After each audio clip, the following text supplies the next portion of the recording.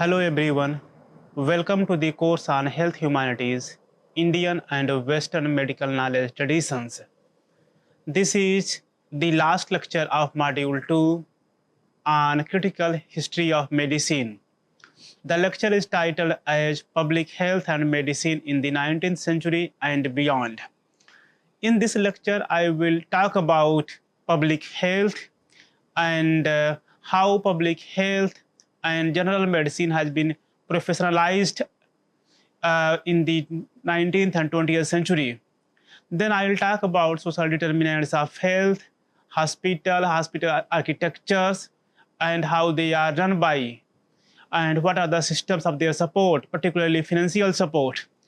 Further, I will talk about how the architecture of hospitals led to the system of surveillance, both in good and bad ways.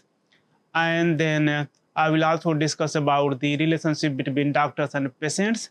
And, finally, I will focus on how health has been part of the larger corporations and the different debates which are surrounding around the corporatization of health. In this way, I will try to conclude this module. And beginning with the idea of public health in the 19th and 20th century, we find that there is a kind of profound transformation in the domain of medicine because of the rise of different factors. And these factors are like industrial revolution, which has brought some kind of change in the status of human beings. People began to be aware about their health, and then they began to actually contact doctors. And moreover, the rise of industrialization has also led to the rise of diseases.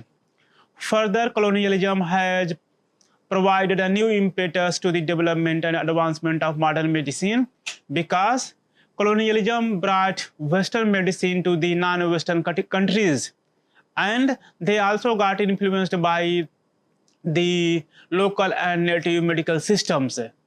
Though the colonial masters couldn't recognize the importance of native and regional medicines. However, in the later run of time, they have shaped the understanding of modern medicine. Moreover, the scientific developments and rationalization of medical system has given further importance to the development of medicine.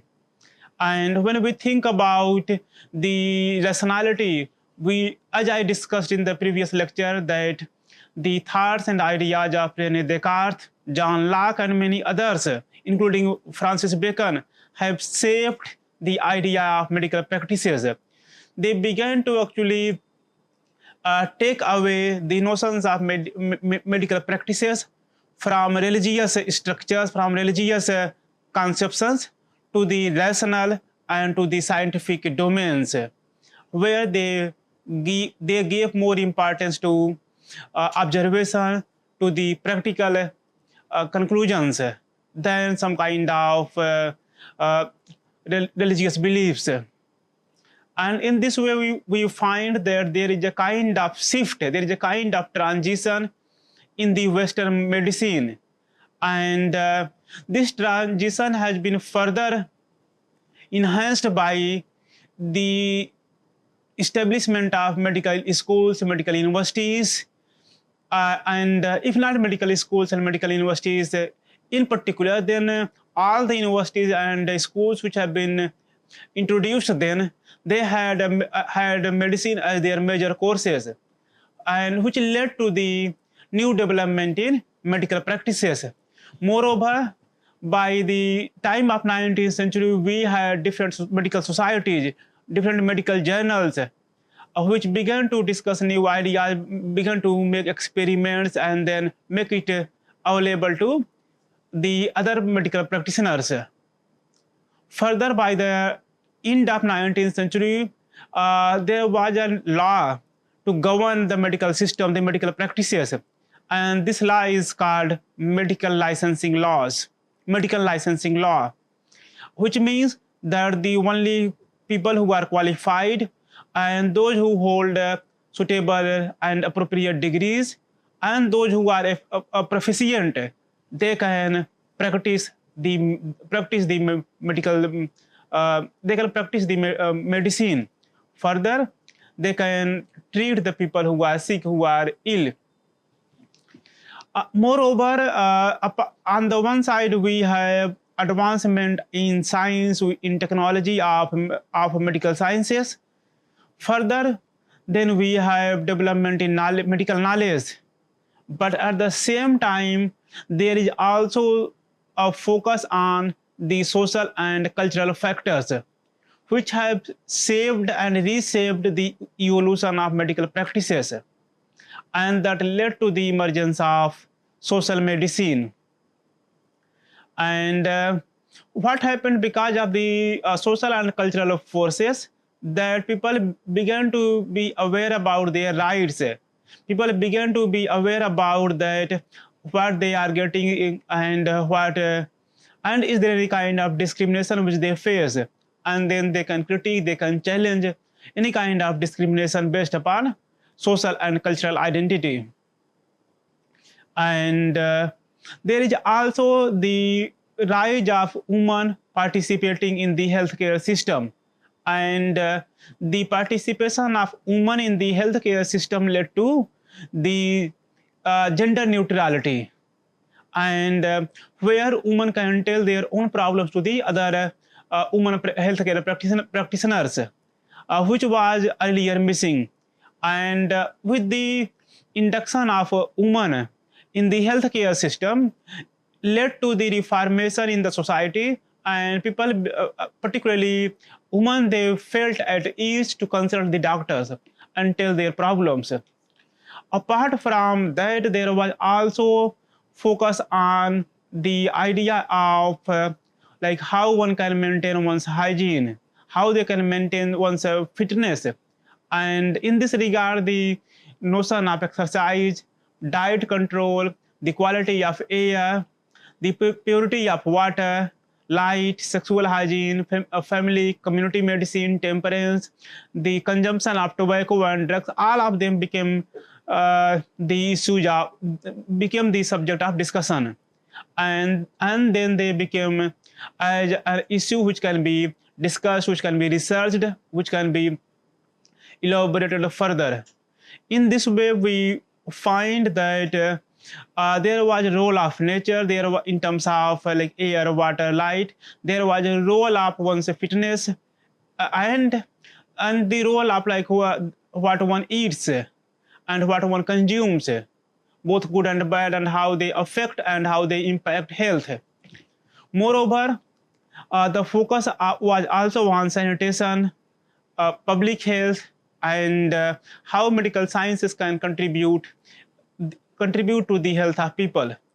In this way, we find that by the time of 19th century and 20th century, there is a kind of seminal transformation in the medical practices and in the medical system. The two major developments which occurred in the health system during 19th century was that one has to focus on a particular disease, particular illness, and there was a shift from whole patient to the specialized patient, to the treatment of specialized disease. There's a doctor named Michael Bylint, and who has said that there was a moment that when we have one doctor who is treating all kind of problems, all kind of health concerns. He can treat psychiatric disorders like depression, anxiety, insomnia, or he can treat any other disease. And he found that this is not the right practice. And so the first major shift which occurred, that one should not be the expert of all kind of illnesses, all kind of diseases. Rather, one should look for the specialized field, and the patients can contact the specialized doctors. for a specific illness, for a specific disease. And with Balint, there were also the development and reformulation of the notion of family medicine, where a doctor can look into the the concerns of illness in a family, and how a person like who is having illness disease and it has some kind of genetic relations, and then how it can monitor and look after further in the future. And the second development which occurred during the 19th century was the development of primary healthcare system, particularly in the developing countries, in the poor countries. And the advancement of primary healthcare system was supported by several international organizations, including League of Nations, which was formed after the World War I, and then World Health Organization and many other agencies after the World War II. Their purpose was to help the people who are poor, who are not having sufficient money, and then they can get basic treatments. They can get treatments of the problems which they are having. And the purpose of primary health care was to provide emergency medicines. Maybe someone like who has been bitten by a snake, or who has been having some certain kind of health emergencies, and then the primary health care centers can provide them certain medicines and then refer to some specialized hospitals. And this has led to a new kind of transformation, new kind of development in the entire medical system. And this has also evolved some kind of faith of people in the medical system, that medical system is available for them. When we look at, so on the one side we have evolution of medical systems, but at the same time there are certain factors which are keeping or maintaining the old medical practices, and one of them is how new hospitals are built, particularly in terms of their building, their space structures, how they have been organized. And when we look at early modern period, and we find that all the hospitals have their origin in religious norms, or they have religious origins and they follow religious aspirations. It's not always bad to follow religious observations and religious aspirations or religious practices. They have certain good qualities, certain qualities, human qualities, which can help the human beings. But sometimes they limit the rational thoughts. And one of the good qualities about the religious origin is that hospitals were run as charitable institutions. The religious organizations were funding these hospitals, and in this way making the healthcare system available to the poor, the needy people. And if they are not funded by religious organizations, then private institutions and private charity were also helping the hospitals. And when we look at the structures of the hospitals, they were built in the shape of cathedrals, having altars and a chapel, where they can get a treatment of their disease, and then they can also worship. The idea behind having the shape of cathedrals was inducing the belief that the hospitals are, in a way, the place where human beings get cured of their illness, the way God cures one's soul, and in a way associating the medical practitioners with the status of God. And further, the purpose was to introduced the idea of goodness, the idea of mercy, the idea of charity, the idea of helping the people. And so the negative side of religious beliefs were that those like who are non-believers are those who are follower of other religions, and they might feel hesitant to visit such places, and they may not be comfortable to follow certain practices, and it can also be used and misused as a medium of promoting certain kind of hegemonic beliefs and practices. And most of the hospitals were inspired by Roman Catholicism, and they had the form of the Church of Roman. They had the shape and architecture of Roman Catholic Church. And however, the medical care was also inspired by the Roman Catholic practices, where one has to have faith in ethical virtues, and one has to have faith in different kind of moral and social values. Sylvester Graham, a very famous doctor of the 19th century, has talked about the ethical and moral principles in the medical systems. He is someone who has emphasized that one should prefer vegetarian food. He has warned against the destructive effects of intemperance, gluttony, sexual indulgence, meat eating, and killing of animals, and so many other things.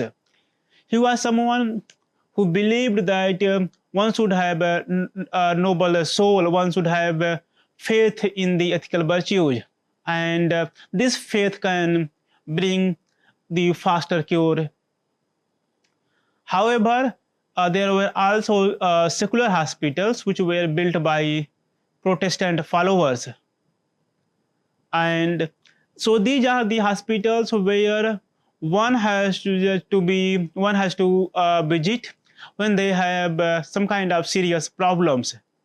But those who are having very ordinary health concerns, then there were a number of other hospitals which are smaller in their shape and size, in their infrastructure, and which can be functioning from ordinary houses, and they are meant for, let us say, childbirth, for venereal diseases, smallpox, and other concerns of the health concerns of children.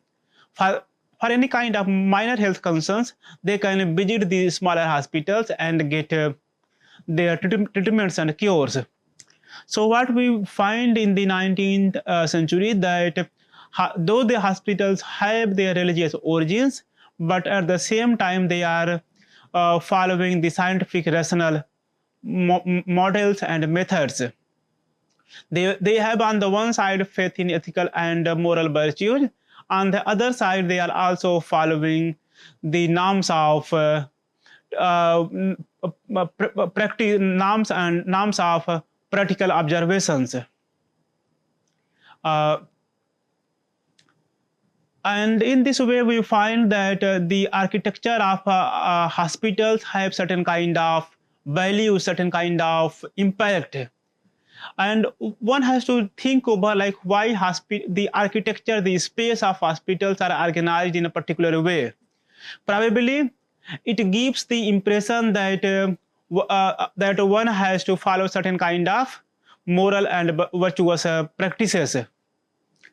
And then there were some changes with the passage of time, and then the design and architecture of hospitals were reshaped, restructured, and there was introduction of rectangular pavilion walls, and then there were tall windows on both sides of the wall for ventilation, and these kind of pavilion walls and large and tall windows were basically in the military hospitals, where they can have access to fresh air, and it has also led to some kind of surveillance by the nurses, that they can keep an eye on the people who are hospitalized. And when we look at one of the hospitals where now, particularly Johns Hopkins Hospital, it has a pavilion ward, it has those ancient large and tall windows. And the other thing about this kind of hospitals, that they gave the impression of panopticons and the 19th century lunatic asylums and prisons. So on the one side, their purpose is to treat the people who are ill, who are sick. On the other side, they just some kind of monitoring, some kind of surveillance of the people who are ill, who are sick. And they have been under observation of some people, some staff members. They can be nurses, they can be somebody else, and the person who is being looked at, he is not having any kind of idea about this. And these panopticons or lunatic asylums, prisons were built outside the city, and then they were encircled by the walls, because if there are people like who are having mental illness, who are having some kind of psychological disturbances, they shouldn't affect and disturb other human beings. And so when we look at the hospitals which are having this new kind of designs, on the one hand they have the noble purpose of treating the illness, treating the disease, but at the same time, when they resonate with the idea of asylums, then they put certain kind of fear in the patients, or it actually gives the idea of power relation, where the people like who are sick, who are patients, they have a lesser power, and they are under the rules and regulations of the people who are running these hospitals, where they are made to feel that they are in a system where they cannot behave the way they want, and they have to follow certain norms, certain patterns. The good thing about these hospitals were that they were making foods, clean linen, laundry facilities to the patients who are staying there. And those who are poor, those who are coming from far away, they can have their food, their stay, and get their disease cured. By the time of after 19th century and beginning of 20th century, a new dynamic of relationship between patients and doctors emerged. Earlier, the medical practice was built on power relations, where the doctors and surgeons are superior, patients who are seen as inferior, and they have to obey what they are told. But with the advancement in education, with the advancement of medical libraries, medical journals, people were becoming aware of their illness and disease. And then once they are getting informed about illness and disease, they can inquire about their own health. And so the patients were having access to medical information. They used to inquire about the implications of diagnosis or treatment, diagnosis and treatment. And in this way, there is a kind of shift which has occurred in the relationship between doctors and patients. And patients are becoming more informed, more aware about their rights.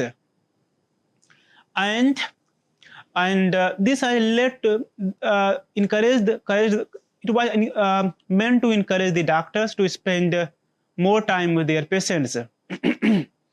The idea of having informed patients made them aware about their rights. Further, they wanted what should be kept confidential.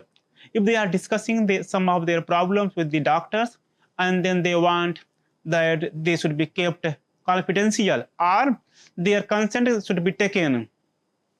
So the idea of rights, the idea of consent, idea of confidentiality were the new norms for the patients, and it was rightfully helping the people. And moreover, when we come towards the contemporary times, then we have access to the medical information from anywhere. For example, a person who has gone some kind of medical checkups, and then his medical reports can be accessed from any place, anytime. And if a person is in emergency medical case, then his previous health records can be accessed from different sources, which can lead to a faster medical care.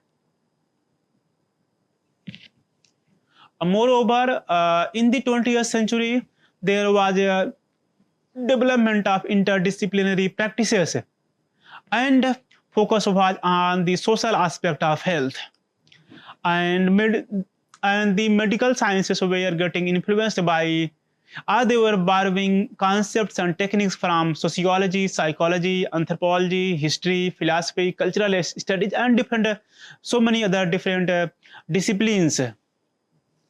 And in this way, they began to focus on the race, class, gender, sexual orientation, ability, disability, aging, poverty, wealth, and then how they have access to health facilities.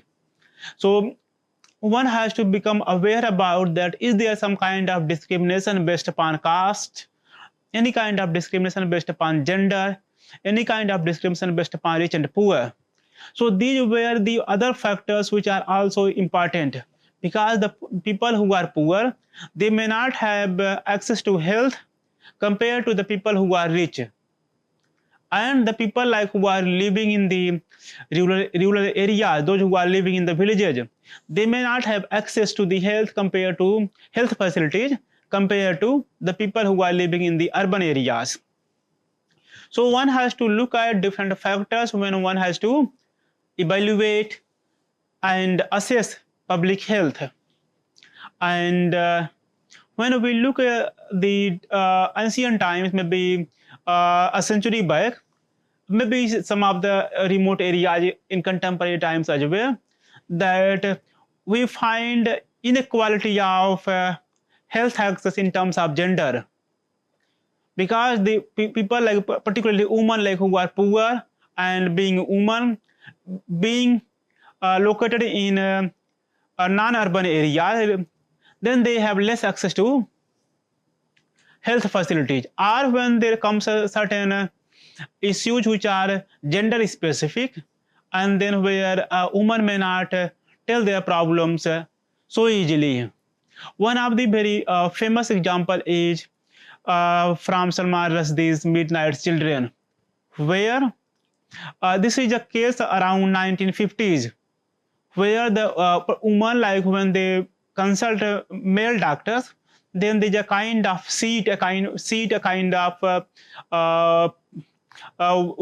any kind of wall which can actually stop the direct gazing at the woman by the male doctors.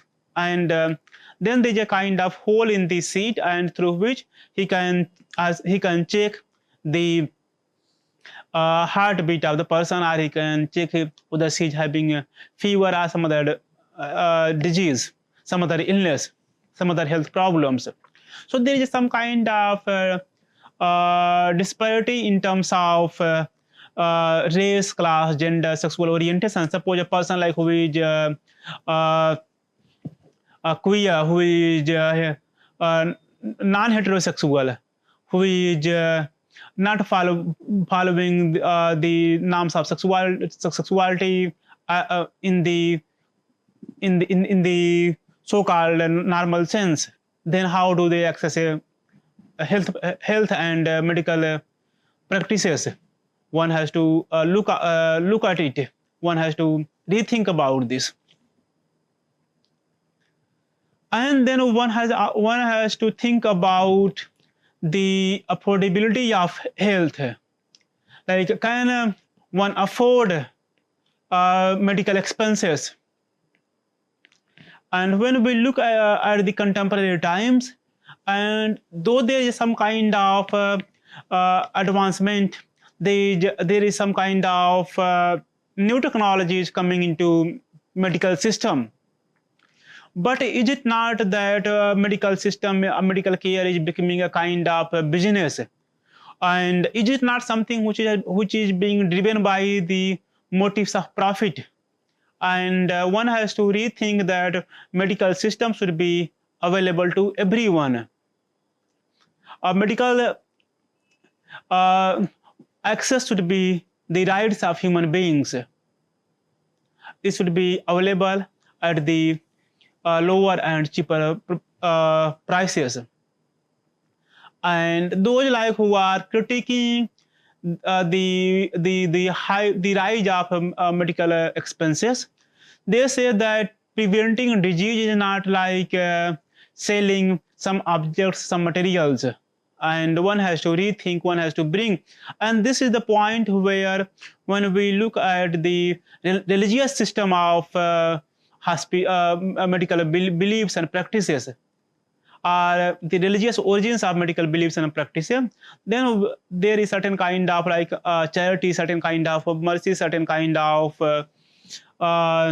help from different religious organizations which can afford the medical expenses to the people who are poor, who are not having sufficient money.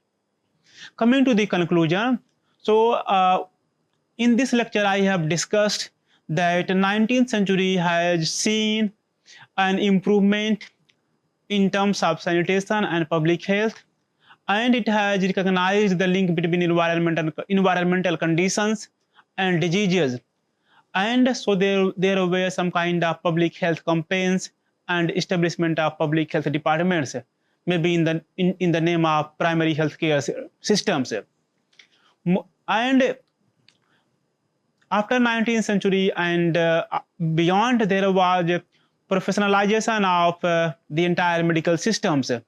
There were establishment of medical schools, there were licensing systems for medical professionals, and there were standard approaches to the medical training and practices. The social problems like poverty and disease emerging alongside industrialization, poverty, race, gender, so many other factors have been also examined. And in this way, the notion of social medicine also came into existence. And one has to see the social aspect, the cultural aspect of a particular human being, particular person, as the determinant of his or her health. And then the entry of woman has led to the reformation as well as transformation in the medical systems. It has led to some kind of positive change where women have easy access to medicines where they can share their own problems and then get appropriate advice and cure treatment. Then we have talked about public health infrastructure and how they have developed, what kind of shape, what kind of architecture they were having, and what importance they have. In this way, this is the end of the second module, the critical history of medicine. Thank you.